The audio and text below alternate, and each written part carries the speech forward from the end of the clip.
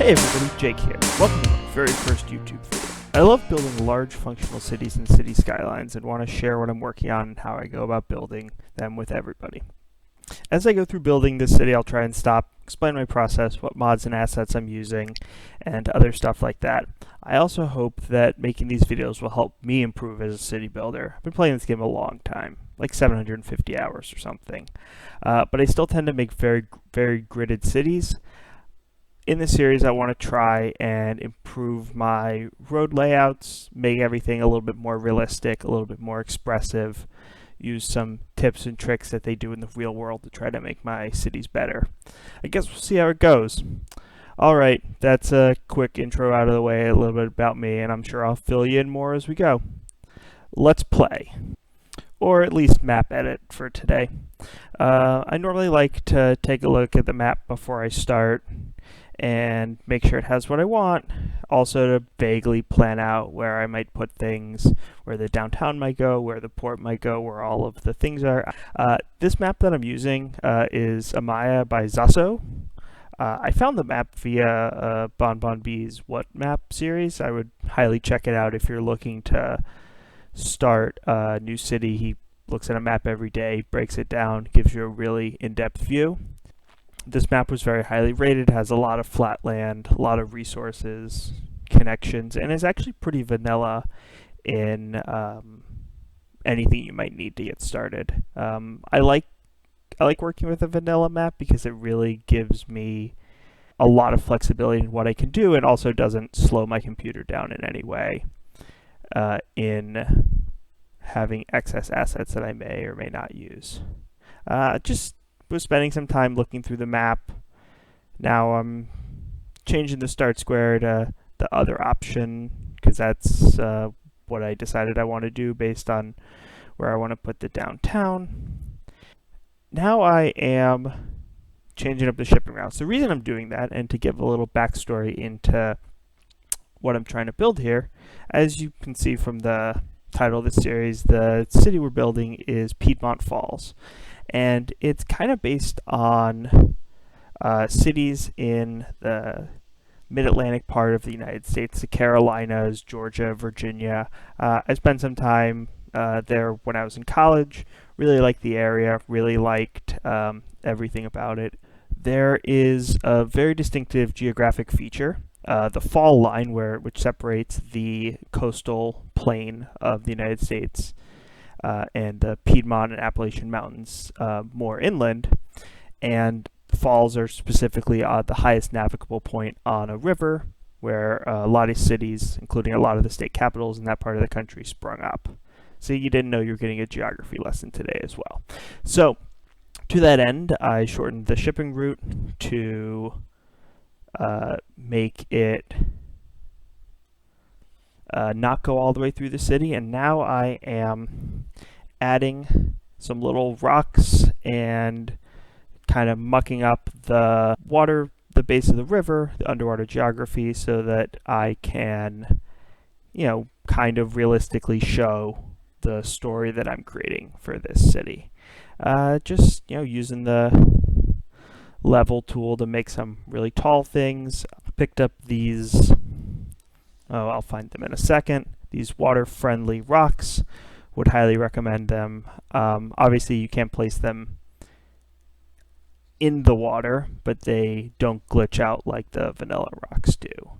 So I'm just using these little mounds to place some rocks on them, and then when I flatten them out after I'm done with the rocks rocks will stay where they are, and it'll show very nicely that you probably shouldn't take a ship up there.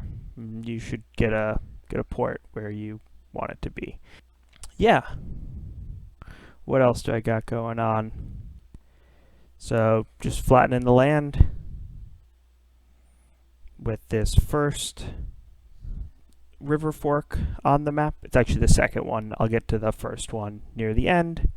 I think that's about it. I might tweak it another sec, or now I let it play just to make sure that the water physics, which if you've ever tried to make a map in this game, you know the water physics can be very weird. So just want to make sure that they are doing what they're supposed to, and they are. I'm happy with that.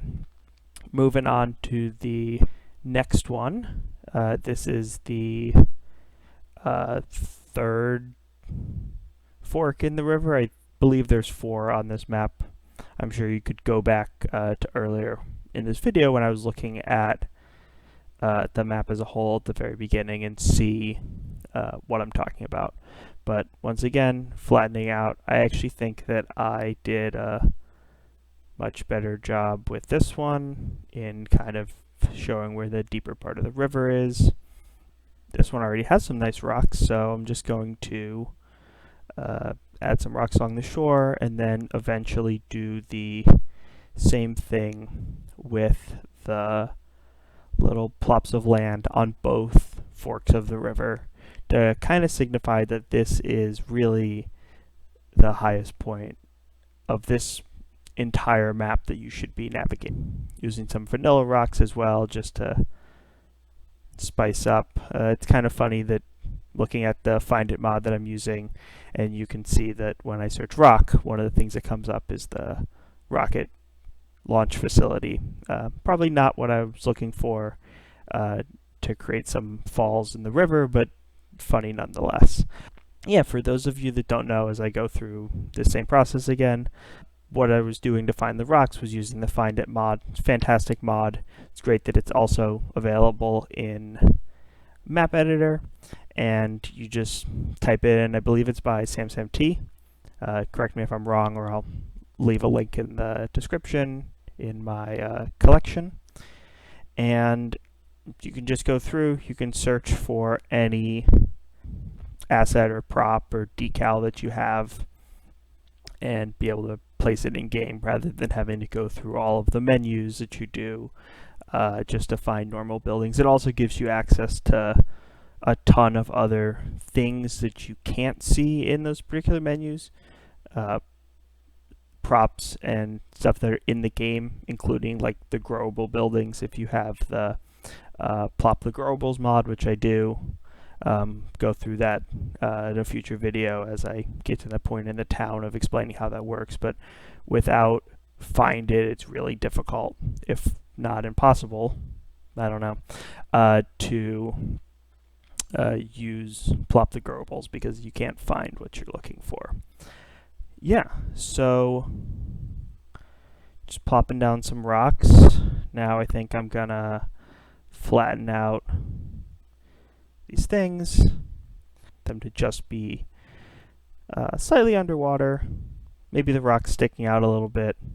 We'll see what happens when the water physics comes back on after I unpause the game.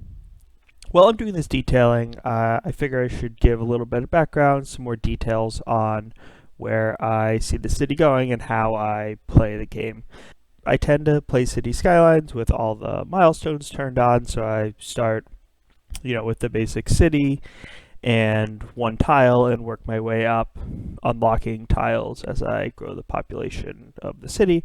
I like to play it. I think it gives a little bit of an extra challenge, and it fits in with, how I like to design and build cities. So I think, and that's what we're going to do with Piedmont Falls, starting in the tile I picked out a little while ago, and working up to 25 tiles to hopefully build this city into a functioning metropolis of a couple 100,000 people.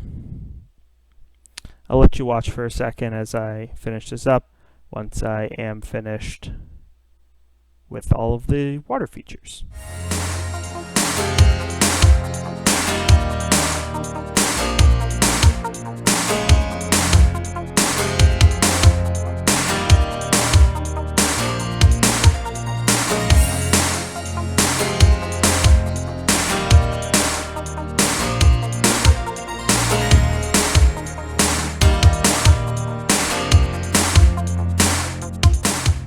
Alright, it looks like I'm happy with what I got. I just plopped down one more rock. I checked both of the falls after letting the game run for a minute just to make sure that everything... Oh, now I'm plopping down some more rocks.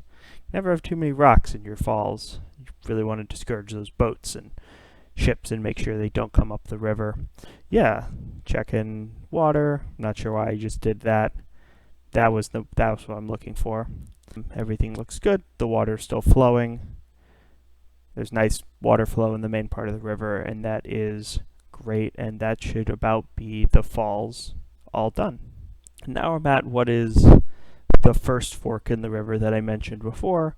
I'm not going to be doing any falls on this one.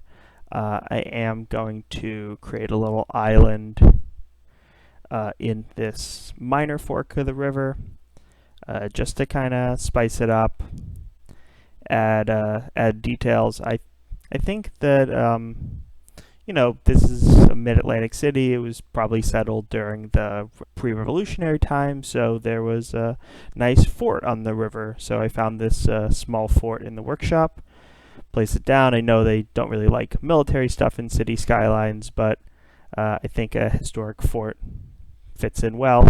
For some reason, this fort, and you'll see in a second, right now it needs road connections, but it also needs water connections, which I think just the creator of the fort forgot to turn off. I do, after this, go into Asset Editor and just make sure that the water's turned off on the fort, and then we'll eventually have to replace it, but I don't think that'll be too big of an issue. So, yep, finished with the fort, and now I should be ready, just with a touch more detailing, to hit play and see what happens. And it is just truly a disaster. You know, as you could probably expect, the water went flying over the fort, and it got flooded and abandoned and destroyed. So I'm just going to delete it, and I'll come back later once I start playing and put a real fort in and make sure everything works. Yeah, so I think that is all of the detailing I need to do. I just want to check the resources on this map, and the reason that I want to do that, going through doing a little bit of agriculture, doing a little bit of oil and ore, because I play with the Industries DLC, would highly recommend it if you don't have it, and the DLC has water options for both oil, obviously, and also ore, so I want to make sure when I'm using the map that I can take advantage of those building options. So I'm just, you know, tweaking, giving myself 2 oil, 2 ore options in the water, as well as some agricultural land, a couple different options, while, you know, seeing what I can do.